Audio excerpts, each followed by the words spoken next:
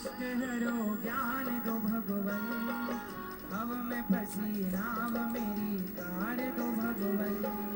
करुणा करो कष्ट हरो ज्ञान दो भगवन, भव में फंसी नाव मेरी तार दो भगवन। दर्द की दवा तुम्हारे पास है, दर्द की दवा तुम्हारे पास है। ओ जिंदगी दया की है भीख मांगती, मैं बसा कर तेरी मूर्ति उतारू मैं गिरधर तेरी आरती।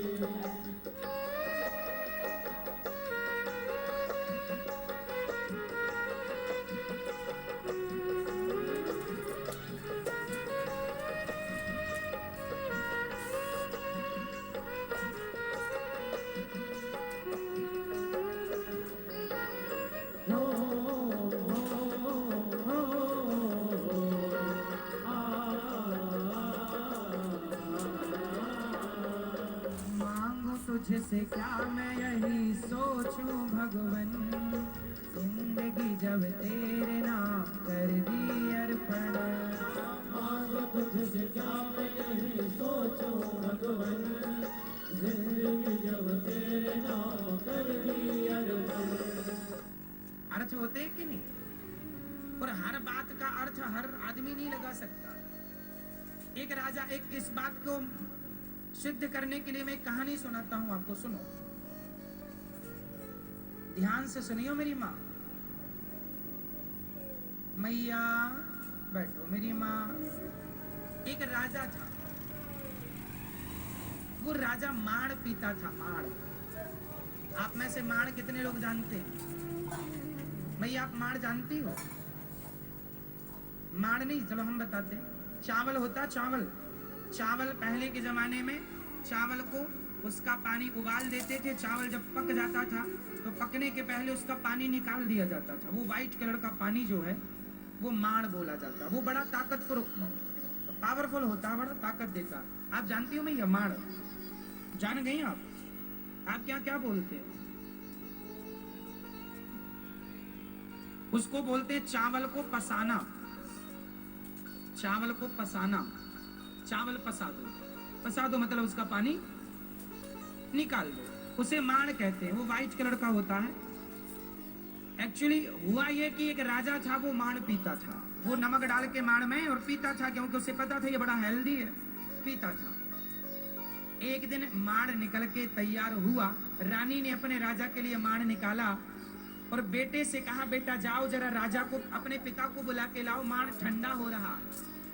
तो बेटा गया पिता को बुलाने। तो पिता राज दरबार में बैठे थे।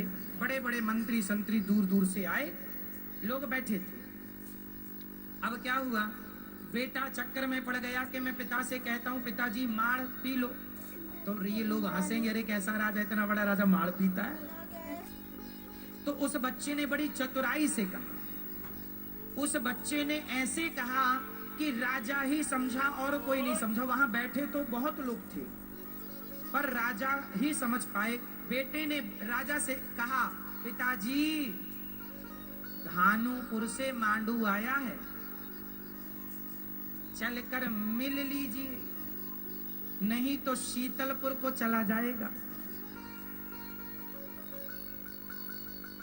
धानुपुर से मांडू मतलब धान मतलब चावल, चावल का जो मांडू मतलब माड़, चावल का जो माड़ निकला है, चल के मिल लीजिए मतलब पी लीजिए, नहीं तो शीतलपुर को चला जाएगा मतलब ठंडा हो जाएगा, अभी थोड़ा गर्म है। तो धानुपुर से मांडू आए हैं, चल के मिल लीजिए, नहीं तो शीतलपुर को। राजा बेटे की बात समझ गए। राजा गए और माड़ पीने लगे। अच्छा, यहाँ जितने मंत्री बैठे थे उनको लगा ये कौन है धानुपुर। तो दूसरे ने कहा होगा कोई धानुपुर बगल में, वहां से कोई आया होगा। अब सब अपना अर्थ लगा रहे, सबने अपना अर्थ लगाया। एक ने कहा हो सकता है कोई बहुत वीआईपी हो, वो उसका कोई शीतलपुर जाने का प्रोग्राम कोई होगा शीतलपुर। सबने अपने अपने अर्थ लगाए पर रियल सही अर्थ किसी से नहीं लगा। सही अर्थ केवल राजा ने लगाया, जाके पी लिया। तो कहने का अर्थ ये है, कई बार होता ये है कि रिश्ते गलतफहमी में टूट जाते हैं। हमने कहा नहीं वो, आपने वो मान लिया।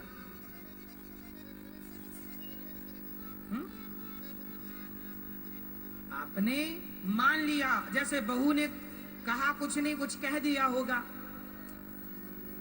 अब हुआ क्या, एक बहू अपने घूंघट की, सिर पे घूंघट कर रखा था और कान में ब्लूटूथ लगा रखा था। अब आज का जमाना आप जानते हैं। थोड़ी देर पहले उसकी सास से कहा सुनी हो गई जरा सी बात में, और उसका तभी उसकी ननंद का या किसी का फोन आ गया, उसके माँ पक्ष से किसी का फोन आ गया, कोई भी XYZ, कोई भी मान लो आप, कोई भी फोन आ गया।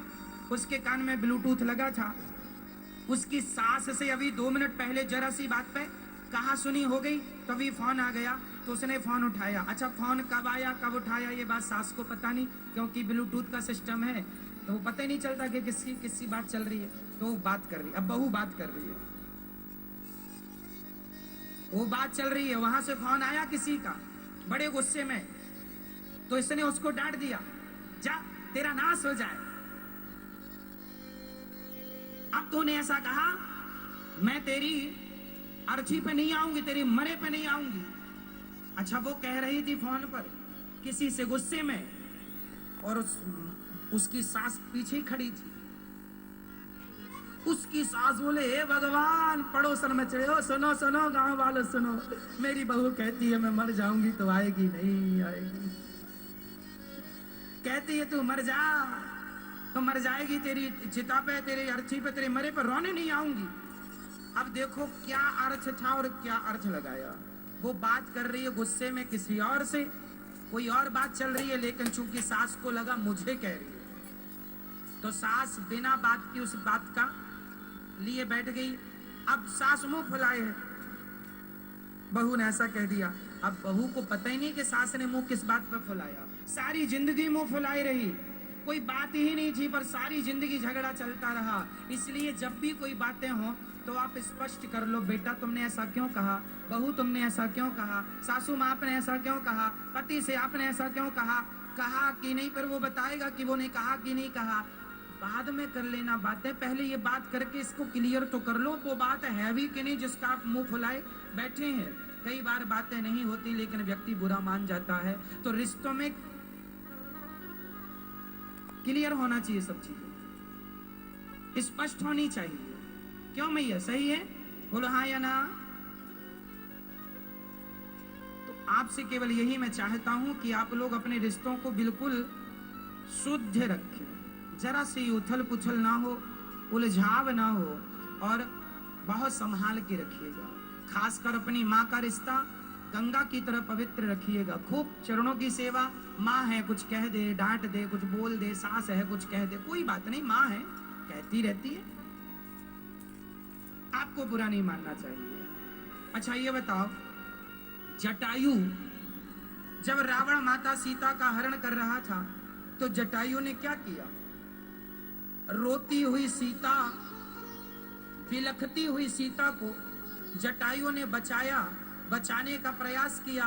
रावण ने पंख काट दिए, अलग विषय है, कामयाब ना हो पाए जटायु, पंख काट दिए, जटायु गिर गए, मर गए, लेकिन कम से कम माता सीता के लिए कोशिश तो की ना, उनकी रक्षा के लिए। रावण से लड़ गए, थोड़ी देर के लिए पंखों के प्रहार से रावण को मूर्छित भी कर दिया था जटायु जी ने। तो फिर कहा जब जटायु रावण मूर्छित हो गया है तो सीता को लेके तुम भाग जाओ। जटायु बोले कि यदि रावण भी सोने में सीता को लेके भाग आया है और मैं भी राम के सोने में लेकर सीता को भाग जाऊं तो रावण में और जटायु में अंतर ही क्या रह जाएगा, इसलिए मैं इससे लड़ूंगा, इसे पराजित करूंगा। लेकिन अंत में कृपाण निकाल के रावण ने जटायु का पंख काट दिए, जटायु गिर पड़े। और जब जटायु गिरे, किसके लिए मर गए जटायु, किसके लिए पंख कटवा लिया जटायु ने, एक नारी के स्वाभिमान के लिए, एक नारी की रक्षा के लिए, एक नारी के दर्द को देखकर उनका हृदय द्रवीभूत हो गया और उन्होंने अपने पंख कटवाए। इसलिए जटायु ने माँ की सेवा के लिए प्राण त्यागे, इसलिए जटायु को चलकर राम के पास नहीं जाना पड़ा। सेवा करने वाले को राम के पास नहीं जाना पड़ता, भगवान के पास नहीं जाना पड़ता, भगवान स्वयं चल के जटायु के पास आए।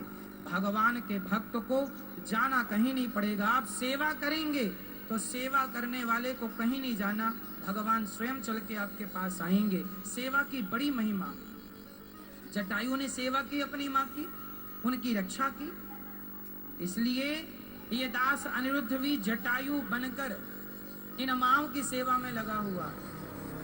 कितनी कर पाऊंगा ये तो विधाता जानते हैं, पर कोशिश कर लेने में क्या बुराई। एक जंगल में लगी आग, सारे पशु पक्षी गए भाग, पर एक नन्ही सी चिड़िया जंगल की आग में पानी डालती रही। चिड़िया नन्ही सी जंगल की आग में पानी अपनी चोंच में भर भर के डालती रही। एक कौआ बोला, रही चिड़िया क्यों पानी डाल रही है इस जंगल में, भाग चल, आग लगी है। चिड़िया बोली, मैं नहीं भाग सकती।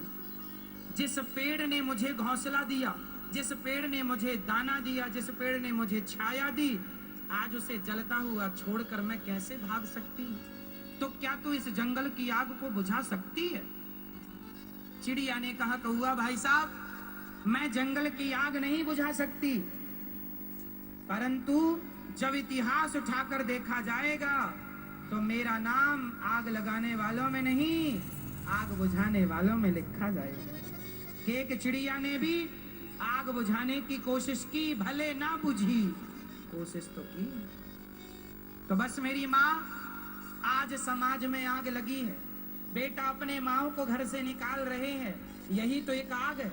द्वेष की, घृणा की, नफरत की, विषय और वासनाओं की आग लगी है और माएं कष्ट पा रही हैं, माँ का हृदय जल रहा है।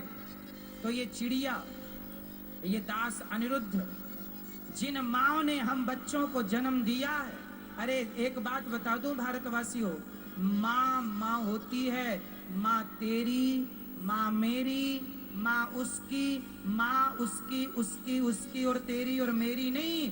माँ तो तेरी हो या मेरी हो, माँ तो सिर्फ माँ होती है। इसलिए तेरा मेरा भेद मिटा के ये दास अनिरुद्ध ने प्रत्येक माँ को अपनी मानकर सेवा की कि जिस माँ ने हम बच्चों को जन्म दिया है, उस जंगल को जलता हुआ कैसे देख सकते हैं? तो हम अपनी चोंच में, अपने मुंह में जितना जल आता है, उतना जल जितना हमसे बनता है, उस प्रकार इन माँओं की सेवा करते हैं। जैसे चिड़िया से जितना पानी उठाई और जंगल की आग में डाली, उसी प्रकार अनिरुद्ध से भी जितना बन पड़ रहा है, इन माँओं के चरणों की सेवा करता हूँ, माँओं की सेवा करता हूँ। भगवान